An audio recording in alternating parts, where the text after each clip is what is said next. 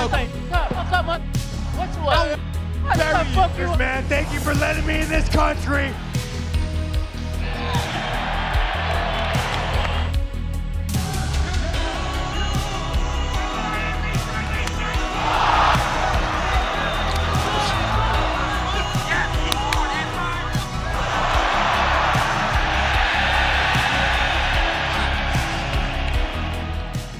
Kia ora koutou katoa, no mai hara mai ki UFC on Sky ko Ravinda Hunia tōku ingoa. We are here at UFC 293 in Sydney watching history being made with 10 fighters from both New Zealand and Australia competing tonight.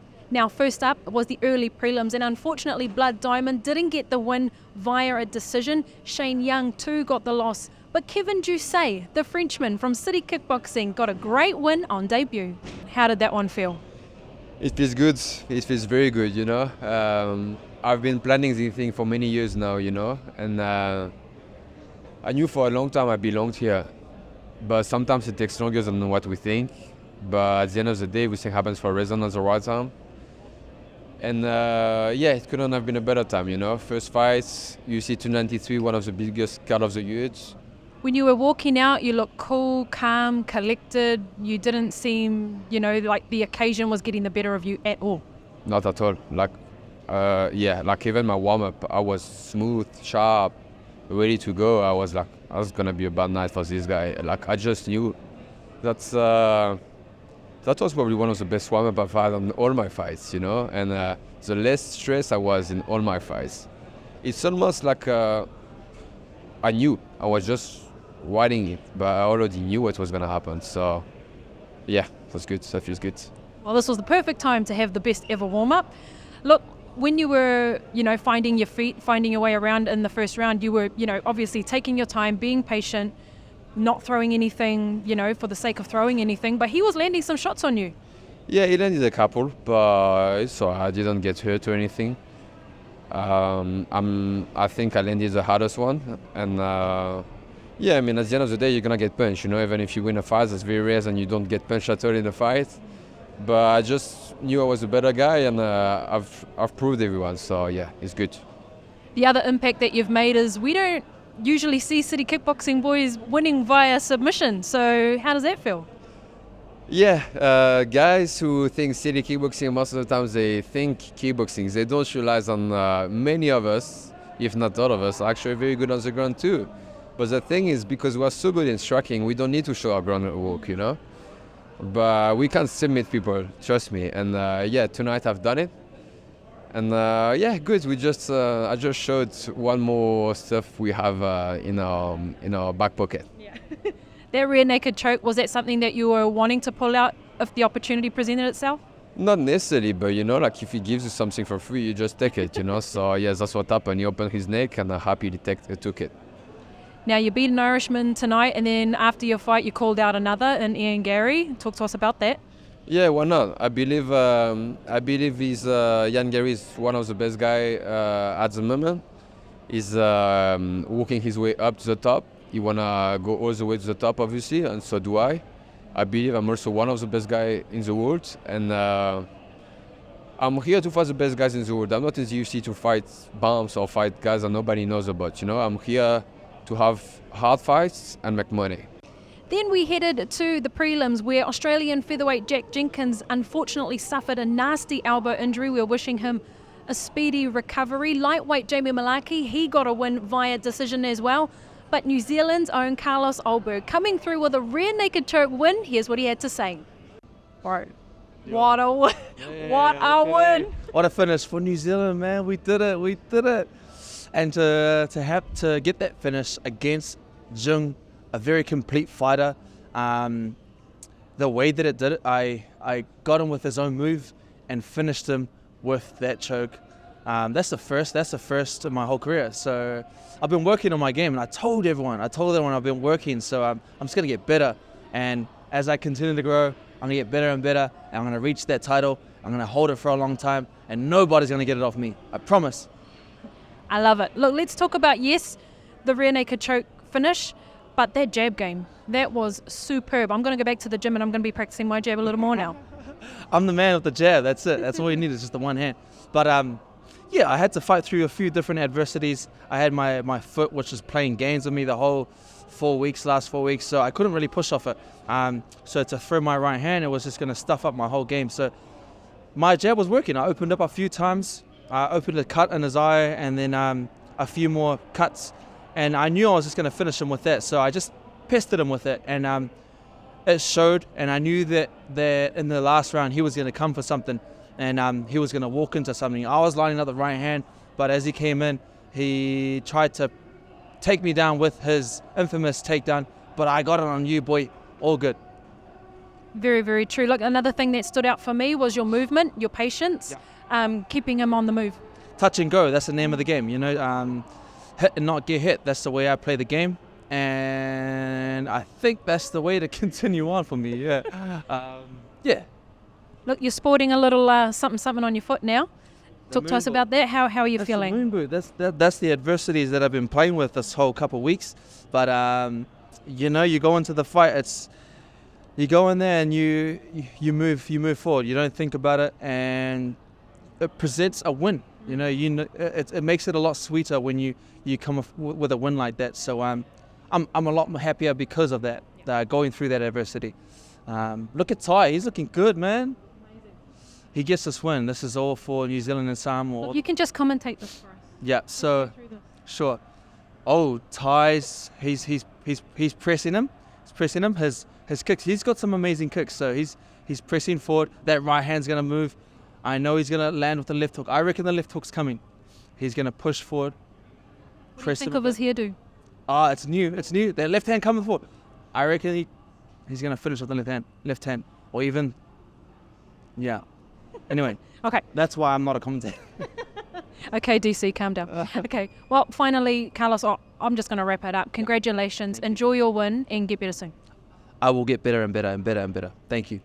To the main event, and it was a mixed bag of results in the co-main event. Heavyweight Tai Tuivasa wasn't able to get the win over Alex Volkov, but Tyson Pedro and Justin Tafa were both battling it out for that 50k bonus, coming up with knockout wins. Justin, look, for Tafa gang, 2 weeks, 2 KOs. Yep, hopefully 2 bonus, 50k bonuses too. Look, talk us through that, because I feel like when we spoke last time and I asked you about Austin Lane and the feeling you had about getting in, you said you felt very comfortable to get in and touch him, and this is how it would play out. Yeah, for sure. You know, I knew I could stalk him and get into my range quick. And I did that, and I knew, man, if I'm in that range to hit, then I hit you, it's going to be a short 9 office. It was mentioned in commentary that usually it's the knockout and walk away, but this time you followed through with the ground and pound. Talk us through that. Yeah, you know, I seen him drop, and I looked over, and I seen that he wasn't looking at me, so he was right out. But the last time I did that, I didn't get performance of the night, so I just had to make sure. Nice one. Look, what happens tonight? What happens from here? I'm just going to go and celebrate with my family. You know, we can finally celebrate my brother's fight as well. He's been itching to celebrate his win because I had my fight, but now we're just going to celebrate all my family that's come here from Australia, New Zealand, other states and whatnot. We can finally have a massive feed. Yeah. Nice one. Look, finally, before I let you go, you just couldn't have written the script any better. You know, for you and your brother being here at home, it could almost feel like a dream. For sure, man. But this is why, you know, we slugged it out. We had rough times growing up, and these are those diamonds that you get at the end of the tunnel, man. Nice one. Congratulations. Enjoy your evening. Thank you. Well, joining me now, light heavyweight Tyson Pedro, after that glorious win. Look, I just wanted to first put it out there that you're the first city kickboxing fighter tonight to win via striking. Oh, that's good. Yeah, I saw there's been a couple of chokes, hasn't there? The boys are on. You know, as much as it's a city kickboxing, we work on everything. But I'm glad that I'm able to come over and then use the system. It's been a pleasure to learn it, and I'm still only at the infant stage of it. At the end of this fight, it seemed personal. Not personal as in you had anything, you know, a problem with your opponent or anything, but it was personal. Yeah, Yeah, it was personal. Something about his face I really did not like. I don't know. No, it was at first I'd seen that he didn't shake hands with his opponent, so I didn't know if he was going to do that to me on stage. So beforehand, we were actually standing at the back. He shook my hand, so I had a little bit of respect. But I don't know if he meant to do it, but he mentioned my wife in the presser. Everyone seems to think he was talking about my wife. Oh, okay. Not yours. Well, then I made that up in my head, and he paid for it. But I thought he was talking about yours. All right. Well, we're on the same page. Yes, there you go. Because I thought he mentioned my wife, and you dog, I'm going to hurt you. That's why I was angry that the ref pulled me off, because, sorry. The ref pulled me off earlier than I wanted to, because I wanted to hurt him a bit more. For the last 2 days, all I've been thinking about was hurting him for talking about my wife. So I feel bad for him if he was talking about your wife. So you can speak on anything else, but family, brother, we're going to hurt you. Absolutely, and fair enough. Let's just talk a little bit about that fight, because once you got that 2 going, it was pretty much lights out. I don't know. I think I was just we've been speaking about it all week. Just keep the basics right and let it come. The icing on the cake. So, to be honest, I feel like the ref should just let me go a little bit longer. I wanted a couple extra on the ground there. So, that's right. Luckily, the ref had to pull me off and not the pleasure man. Yeah. And again, after the that one was for you. That one was for you. To me. Wait for your turn, Tim. Your post-fight little celebration there, we're used to seeing the salute. Tonight it was changed up a bit. Talk to us about that. So usually the salute's to my cousin. I know he's still here with me. I still got his hat on. But with David Neath in New Zealand, I've been working with him. And, we've been creating this alter ego. And that samurai just came out in the way when I was cutting weight. And I already saw my opponent laying underneath me. So it just came. I'd already seen that exact moment. So I wasn't, so like there's so many emotions when you come after winning and everything, but I've seen it so many times in my head replay that it was almost like it had already happened, if that makes sense. So I was very calm beforehand, calm afterwards, and just excited to go see my family now. You were very calm, and it just feels like you're high on life right now. Yeah, you can't beat that in front of your home crowd, the people backing you. Yeah, that's what it's all about, right? I don't know how it gets much bigger than that. I guess a title, but still, like in front of my home crowd, can't beat it. To the main event of the evening, Israel Adesanya versus Sean Strickland. No one saw it coming. Sean Strickland shocking the world by beating Israel Adesanya to gain the middleweight title bout. Here's what he had to say straight after his fight. Well, joining me now, and new middleweight champion Sean Strickland. My first question to you. How does it feel to have shocked the world? I still doesn't feel real, you guys, to be honest. Every now and then I'm like, wait a minute. I got this weird thing around my waist. I've never seen one of these before. I've only seen this in video games. But it's cool. What does it mean for you to have won this fight today? I don't think I was supposed to win. What was I, like bet 1,000, get 6,000 back? Yeah, I don't think I was supposed to win. Every fight I have, it's always to the death. That's, it means nothing. It doesn't matter if I'm fighting someone who's not ranked, someone who's ranked. I'm always down to scrap. You've worked so hard to get to this moment, but talk about your career in general, the journey that you've gone through to get to this point right now. Man, I didn't graduate from high school. I don't have a GED. I couldn't get hired to be a janitor in the States, Like at the end of the day, the only thing I am is I'm a fucking dog, you guys. Point me in the direction, put something in front of me, tell me to hit it, and at the end of the day, man, I'm a goddamn good dog, so it's nice, man. It's nice. I like it. I get paid a lot of money to hit people in the face. Does it feel like a little bit like the stars aligned? Because, Robert Whittaker and Dricus du Plessis fought to be in your spot to fight Izzy for this title. You come across the world and beat him. Yeah, I'm one of the best strikers in the world. At the end of the day, man, when you're playing the game of striking, you're always one punch from being knocked out. And it's always a risk you take, but I am one of the best strikers in the world. And let's talk quickly about that game plan, because you came in, you had that guard, you seemed to deflect anything that Izzy was giving to you. He made comment after the first or second round that he couldn't get his jab going. Yeah, it's funny enough, man, that whole camp I wrestled. All I did that camp was wrestle, but yeah, when you get in there, you start boxing, the man dance, you guys. I can't help it. You get in there, you start getting that Philly shell. All you want to do is just keep boxing. And what did you make of the crowd? Oh, the crowd's awesome. I felt like I was back home in the States. So at the moment, I tell myself that I wasn't from Australia. They were so awesome to me. Just great fucking people. It felt like during the week you were very high energy, very loud, but it feels like you're calm now. You've got it all done. Is there a sense of relief? Yeah, you guys don't, to get yourself in the mindset to fight, you have to put yourself in this mindset that I'm willing to die. just picture waking up one morning and telling yourself like, I'm gonna do something I'm willing to give up my life for. It takes so much like spiritual energy to get there. So what now? Because Dana White has expressed in the presser, and so too is his coach Eugene Behrman, of a possible rematch. Hey guys, like I said, I'm a fucking dog, man. Put somebody in front of me, line them up, I knock them down. Whoever the it is, let's go. Now, the former champ Israel Adesanya wasn't available for interviews after the fight, but I did get to have a little chat with his coach Eugene Behrman, who says that Izzy is in good spirits and is hoping to get back into the gym ASAP, because that's what we do. We start again. So Izzy, we're hoping to see you back in the octagon soon. Well, whānau, we're back here in New Zealand now with UFC 293 all wrapped up, but the UFC machine does not stop moving, with another Australian ready for action this weekend. Jack Della Maddalena will be facing veteran welterweight Kevin Holland this weekend, and Kevin joins me now. Kia ora, Kevin, and welcome to the show. Great to meet you as well. Well, first of all, Kevin, just let us know what you're up to right now. I just got out of the shower and putting on a little lotion before I put on my clothes and eat one of my meal preps. It's nice. I love how I feel like you're calm, cool, collected. It's fight week, but you're looking calm. Yeah, it's just, another week in the office. You get used to being in the office when you fight as much as I do. Yeah, fair enough. Well, especially this year, considering this will be your third fight in 5 or 6 months?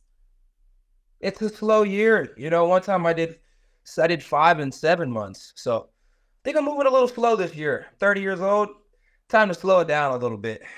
How important is that to you, though, to stay active and to be, pushing out these fights the way you are? Well, some people in this world are just not all there up there. And as long as I fight very often, I'm pretty up there. So it's very important for me, my family, and everybody close to me. Yeah. And I understand that this fight against Jack Della Maddalena was possibly to be slated for UFC 293, which we just saw going down last weekend, but it wasn't to be. Did that have anything to do with that quick turnaround of fights you're having? I was never offered to fight Jack in Australia. When things fell out with Kelvin Gastelum and the other guy, I don't know how to say his name that well, so I won't bosh his name like that. When things fell out of the fight with him and that guy, they needed a fight for this card. I actually thought I was fighting the other guy. Then they came to me with the Jack fight. Here we are. Vegas, baby. Fair enough. I just wanted to get your opinion on 293 and wondered if you had catched it at all. Yeah, of course. It was a wonderful fight card to watch. I have,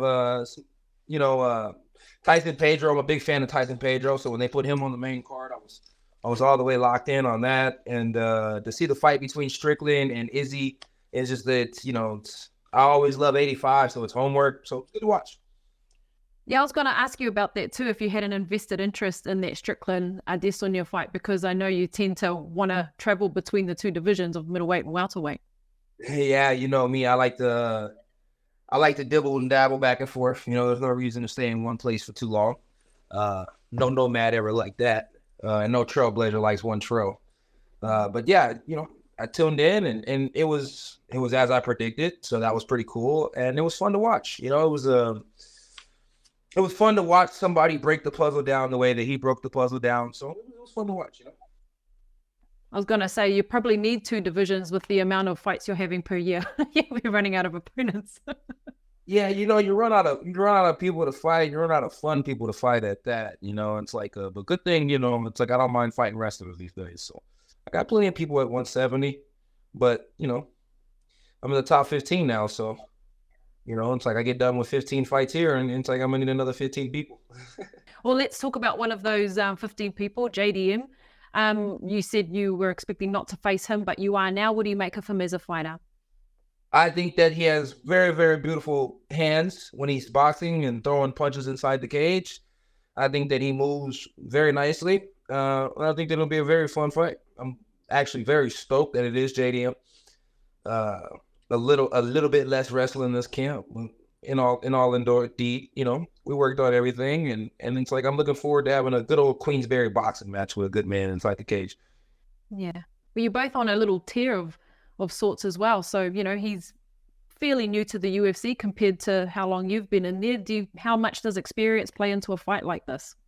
Well, we're both active right now, so experience is experience, and it's like I think he's a pretty experienced fella himself. He seems like a very calm and mature guy. So it's like some people need more experience than others, and some people don't need as much. And so I think I'm finally coming into me, but I think Jack, came into himself a lot earlier than I came into me. So I think it'll be a fun fight. I think Jack's more than willing and more than prepared to go out there and to put on a fun fight for everybody out, his way in Australia. What are you hoping to show this weekend, though? And I know there's been other interviews you've had where you don't really talk about the title much, but when you're fighting this often against top guys, it's kind of the way you're headed. No, I mean, you do the tougher the competition, the more money you tend to try and make. And me personally, I like to think that I have a big family, and it's always going to be bigger. With family members having kids and so on and so forth. So, I'm just fighting to make sure my family's always okay and my family's always going to be good. So, the higher the competition goes, you tend to make a tad bit more money, and then a tad bit more money helps a tad bit more people. So that's what it's all about here. It's all about just paying the bills, and I like to keep a lot of bills, so stay active. Nice. Of course, another big talking point when it comes to Kevin Holland is the talk that you that you come out with during fights. I just wanted to talk to you about, when you're talking during a fight, like, is that something, I don't know if it's really prepared, but is it something that helps you during a fight? Not really. It's just, I was told that casual conversation rules the nation, and I just enjoy casual conversation. And then on top of that, my grandfather used to call me Jabba Jaws growing up. I just always been a talkative person, so it's like, after a while, fighting can become, pretty boring. You're just standing in there looking at another guy across the cage, and, it's like, why not show a little bit of activity? Why not have a little bit of a conversation in between those dull moments and those boring times? Where's the light at in here? Look, when it comes to that stuff, though, because I feel like when you're having your interviews and even this, this transaction right now, you're just being yourself, being uniquely you. How important is that for you, when you look at the full makeup of a fighter, being uniquely yourself? It's everybody's different. Everybody has a different taking point. Some people are flawless in a fight, but then they might be a little bit of mental up here. And so if you can break that, then, you'd be tend to good to go. Some people may be horrible in the fight, but they may be so mentally freaking crazy that there's nothing that you can do to break it. And so they're always in your face. The fighter is a whole person, it's like everybody thinks it's just simply combat, and combat, you become combat after a while. So it's like, you see what type of person they are, and then you watch their fighting, and you combine it until you truly see their inner nature and who they are inside. And I think it says a lot about Jack. He's a very calm person with very vicious intent, but there's a breaking point in there somewhere, I'll find it. The greatest flyweight of all time, Valentina Bullet Shevchenko, 8th title defense against Mexico's Alexa Grasso. Grasso believes that this is her time, but she's taking on one of the absolute most lethal strikers in all of MMA. She got it! Shevchenko tapped! And no! Alexa Grasso! I could not believe that it's really happened, but there is no way for her to take the victory from me this time. My goal is the total domination. I will take the belt.